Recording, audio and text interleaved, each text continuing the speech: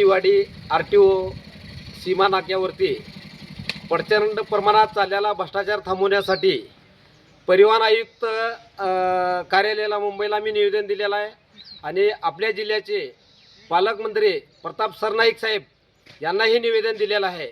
उमरगा तालुक्यामध्ये दिवसा डोळ्या जे ड्रायव्हर व चालकाची लूट चालू आहे हे थांबवण्यासाठी आपण निवेदन दिलेलं आहे आणि हे थांबलं पाहिजे। आदरणीय प्रताप सरनाईक साहेब, तुम्ही धाराशिव जिल्ह्याचे पालकमंत्री आहात आणि तुमच्याकडे विशेष म्हणजे परिवहन खातं तुमच्याकडे आहे।